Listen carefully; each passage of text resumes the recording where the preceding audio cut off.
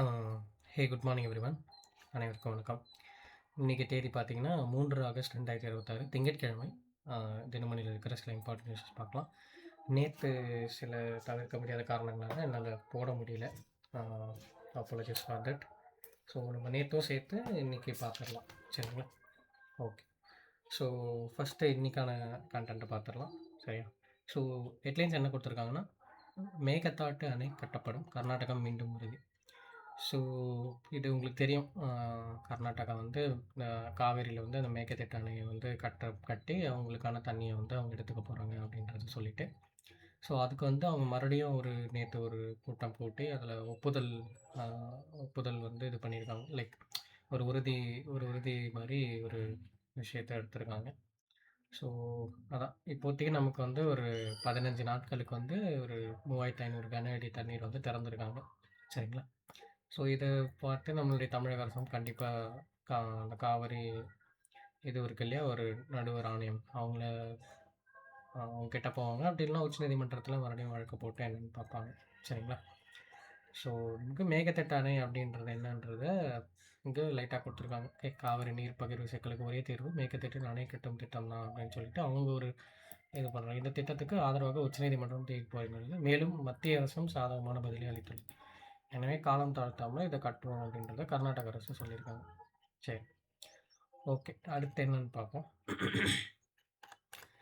நேற்று ஹாலிடேன்றதுனால பெரிய அளவு செய்திகள் இல்லை, குறைவான செய்திகள் தான். டக்குன்னு இன்றைக்கி கண்டென்ட்டை பார்த்து முடிச்சிடலாம். ஓகே. ஸோ இன்றைக்கி ஆர்டிக்கல் என்ன கொடுத்துருக்காங்கன்னா, இந்த போர்கள் பற்றி தான். ஸோ நம்ம நேற்று வந்து நேற்று ஒரு இம்பார்ட்டன்ட் நியூஸ் வந்துச்சு. என்னென்னா வந்து இந்த ஜிஎஸ்டி வருவாய் எப்போவுமே வந்து ஆகஸ்ட் 2 இல்லைனா ஃபஸ்ட்டு இல்லை 3 இந்த 3 டேஸில் நமக்கு அந்த ஜிஎஸ்டி வசூலுடைய கண்டென்ட்டை கொடுப்பாங்க, சரிங்களா?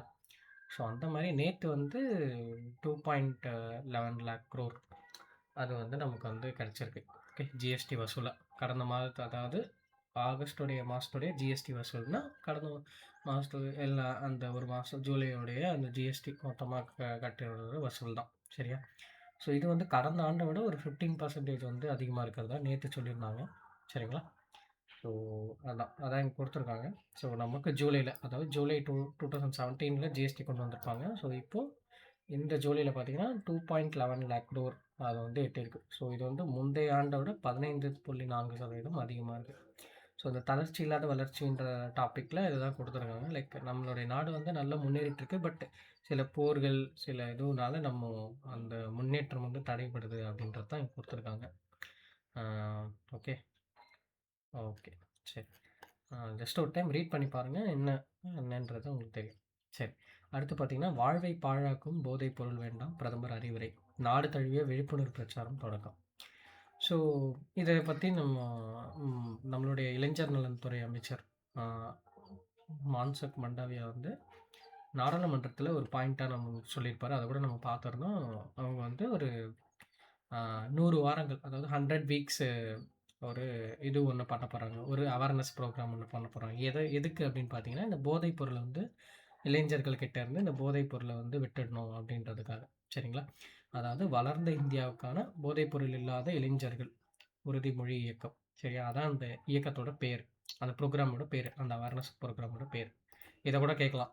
ஓகே, ஸோ என்ற பெயரிலான இந்த பிரச்சாரம் 100 வாரங்களுக்கு மேற்கொள்ளப்பட உள்ளது. தொடக்க நிகழ்ச்சியில் நாடு முழுவதும் 10,000க்கும் மேற்பட்ட இடங்களிலிருந்து இளைஞர்கள் காணொலி மூலம் பங்கேற்றனர். இதில் பிரதமர் வந்து உரையாடினார்.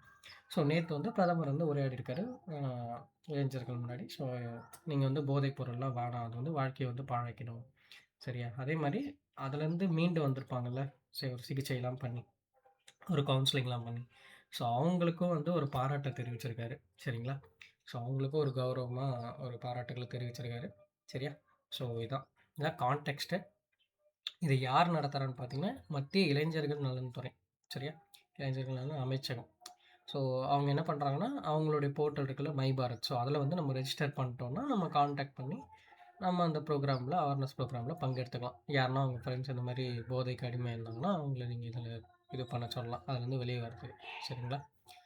ஓகே, ஸோ இதான் கான்டெக்ஸ்ட்டு என்னன்றதை பார்த்து வச்சுக்கோங்க, சரிங்களா? அது எதன் மூலமா பண்றாங்கன்னா, இந்த மாரி குடுத்துருக்காங்க பாருங்க. தளத்தில் பதிவு செய்த தன்னார்வலர்கள், இளைஞர்கள் அமைப்பினர், பள்ளிகள், கல்லூரிகள், பல்கலைக்கழகங்கள், தன்னார்வ தொண்டு நிறுவனங்கள், ஆன்மீக அமைப்பினர் உள்ளிட்டோர் பிரச்சாரத்தில் பங்கேற்றுள்ளனர். ஓகே. சரி. அடுத்து வந்தோம்னா, தமிழகத்தில் விரைவில் ஏர் ஆம்புலன்ஸ் சேவை அப்படின்னு ஒரு நியூஸ் குடுத்துருக்காங்க. ஸோ, இதுக்கப்புறம் வரலாம். ஃபர்ஸ்ட்டு நேத்து வந்து ஒரு ஒரு ஒரு என்ன சொல்றது? கோவையில வந்து ஒரு ஹாஸ்பிட்டல்ல ஒரு அ உறுப்பு கொடையாளர்களின் தியாகத்தை போற்றும் விதமாக அமைக்கப்பட்ட நினைவு பலகை வந்து நம்மளுடைய அமைச்சர் கேஜி அருண்ராஜ் அவர்கள் திறந்து வச்சிருக்காங்க. ஸோ இத கூட கேட்கலாம். எந்த ஹாஸ்பிட்டல்ல இந்த மாரி உறுப்பு கொடையாளர்களுடைய தியாகத்தை போற்றும் விதமா ஒரு நினைவு பலகை எங்க திறக்கப்பட்டுச்சுன்னா, கோவை கேஎச்எம்சி ஓகே கேஎம்சிஹெச் கேஎம்சிஹெச் மருத்துவமனை. சரிங்களா? ஓகே. ஸோ இது இல்ல கான்டெக்ஸ்ட்டு. இப்ப என்ன கான்டெக்ஸ்ட்னா, அதாவது நமக்கு தெரியும். உடல் உறுப்பு தானம் பண்றதுல தமிழகம் தான் ஃபர்ஸ்ட்டு இல்லையா? அதுக்கு பேசிஸா வந்து 2023ல கொண்டு வந்த அந்த உடல் உறுப்பு தானம் செஞ்சா, அந்த அ அரசு மரியாதை செய்யப்படும் அப்படின்ற ஒரு திட்டம் இல்லையா? ஸோ அத இது பண்ணப்பறம் தான் நெறைய இந்த உடல் உறுப்பு தானம் வந்து நெறைய பேர் கொடுக்க முன் வந்தாங்க. சரிங்களா? ஸோ அது கடந்த ஆட்சியில கொண்டு வந்தாங்க.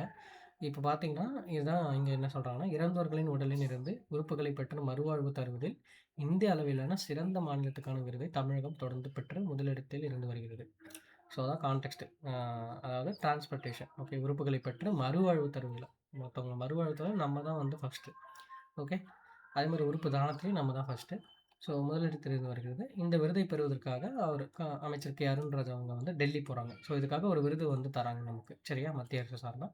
ஸோ இத வந்து இந்த விருத அவங்க வந்து தானம் பெற்று இது தானம் வழங்கியிருப்பாங்கல்ல கொடையாளர்கள், உறுப்பு தானம் பண்ணியிருப்பாங்கல்ல, அவங்களுக்கு வந்து குடும்பத்தினருக்கு காணிக்கையாக்குகிறேன் அப்படின்றத அவர் சொல்லியிருக்காரு. ஸோ இதான் கான்டெக்ஸ்ட்டு. அதுக்கப்புறம் பார்த்தீங்கன்னா, நம்ம தமிழகத்தில இந்த ஏர் ஆம்புலன்ஸ் வந்து பண்ண போறோம் அப்படின்றத சொல்லியிருக்காரு. சரியா? கவர்மெண்ட் ஹாஸ்பிட்டல்ஸ்ல இந்த ஏர் ஆம்புலன்ஸ் வந்து பண்ணப்படும் அப்படின்றத சொல்லியிருக்காரு. சரிங்களா? ஓகே. ஸோ ஏர் ஆம்புலன்ஸ்லாம் தெரியும்ல. லைக் நீங்க கூட பார்த்துருப்பீங்க மத்த டிவில, ரீல்ஸ்லலாம் கூட.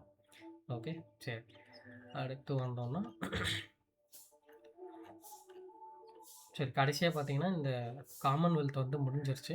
ஸோ காமன்வெல்த்ல எங்க நடந்ததுன்னு பார்த்தீங்கன்னா, ஸ்காட்லாண்ட்ல கிளாஸ்கோ. ஓகே. கிளாஸ்கோ நகர்ல 23வது காமன்வெல்த் போட்டி நடந்துச்சு. அ ஸ்வி ஸ்விட்சர்லாண்ட்ல. சாரி ஸ்காட்லாண்ட்ல. ஸ்காட்லாண்ட்ல நடந்துச்சு. ஸோ இதில நம்ம வந்து 4த் பிளேஸ்டோட முடிச்சிருக்கோம் இந்த கேம. ஃபர்ஸ்ட்டு பிளேஸ் பார்த்தீங்கன்னா, ஆஸ்திரேலியா 171 மெடல்ஸோட. Second England 110. Next Canada 62 medals. So இவங்க தான் டாப் 3. நம்ம 4த். நம்ம எவ்வளோ மெடல்ஸ் பார்த்தீங்கன்னா, 39 மெடல்ஸ் நம்ம வாங்கியிருக்கோம். 13 கோல்டு, 17 சில்வர், 9 பிரான்ஸ் வாங்கியிருக்கோம். ஓகே. ஸோ இதில வந்து என்னன்னா, ஒரு முக்கியமான விஷயம் என்னன்னா, இந்த முறை காமன்வெல்த் போட்டியில வந்து சில போட்டிகள் வந்து நடக்கல. சரிங்களா? ஸோ ஹாக்கி, துப்பாக்கி சுடுதல், மல்யுத்தம், பேட்மிட்டன், டேபிள் டென்னிஸ் இதெல்லாம் வந்து நடத்தப்படல. ஸோ அதனால மேபி நம்மளுடைய பதக்கங்களும் குறைஞ்சிருக்கலாம் அப்படின்ற ஒரு கருத்து இருக்கு. சரிங்களா? ஸோ அதனால குத்துச்சண்டை, பளுத்து எறிதல், இது பாக்ஸிங்கு, ஆ வெயிட் லிஃப்டிங்கு ஸோ இதெல்லாம் நம்ம நல்லாவே பண்ணியிருக்கோம். ஓகே. ஸோ மீராபாய் சானு நமக்கு ஒரு 13 பேர் நம்ம தங்கம் எல்லாத்தையும் நம்ம ஆக்சுவலா பேர் வந்து நம்ம பார்க்கணும். இங்க பேர் குடுக்கல ஃபுல் லிஸ்ட்டு. நம்ம தனியா பார்க்கலாம். சரிங்களா? ஸோ இங்க குடுத்துருக்காங்க பாருங்க. குத்துச்சண்டையில எத்தன பேர் தங்கம், எத்தன பேர் வெள்ளி, மொத்தம் எத்தன. பளுதூக்கத்தில ஒருத்தர் தங்கம்ன்றது மீராபாய் சானு. ஸோ தடகத்தில நமக்கு 5 வெள்ளி கிடைச்சிருக்கு. இல்லையா? ஸோ அதில 10,000 மீட்டர்ல குல்வீர் சிங் அவரு வந்திருப்பாரு. அப்புறம் ஜூடோல 2 தங்கம் நம்ம பார்த்துருந்தோம். 2 ஆ கேர்ள்ஸ் வந்து இது பண்ணியிருப்பாங்க இல்லையா? 78 கிலோ பிரிவுல. இல்லையா? ஸோ அதான். சரியா? ஸோ என்னென்னன்றத பார்த்துக்கோங்க. தனியா நீங்க சும்மா நெட்ல போட்டா கூட அந்த 39 மெடல்ஸோட நேம்ஸ் வந்து வரும். யார் யாருன்னு சொல்லிட்டு. ஸோ அது கண்டிப்பா நம்ம மனப்பாடம் பண்ணி தான் ஆகணும். வேற வழி இல்ல. ஏன்னா இப்போ முடிஞ்சிருக்கிறதுனால கண்டிப்பா எக்ஸாம்ஸ்ல ரிஃப்ளெக்ட் ஆகும். இந்த இப்போ நான் அப்கமிங் எக்ஸாம்ஸ்ல ஸோ நல்லா பார்த்து வச்சுக்கோங்க. சரிங்களா? ஓகே.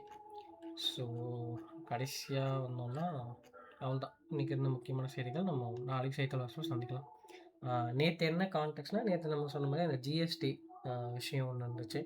ஓகே. அதுக்கப்புறம் பார்த்தீங்கன்னா, இந்தியா, சைனாவினுடைய கிராஸ் பார்டர் ட்ரேட அ ஷிப்கி ஷிப்கீலா அப்படின்ற ஒரு இடம் மூலியமா அந்த இடம் மூலியமா பண்ண போறாங்க. ஒரு 6 இயர்ஸ்க்கு அப்புறம். ஓகே. அந்த 2 நியூஸ் தான் நேத்து இருந்துச்சு. ஓகே. சரி. நாளைக்கு செய்தியாளர் சந்திக்கலாம். நன்றி, வணக்கம்.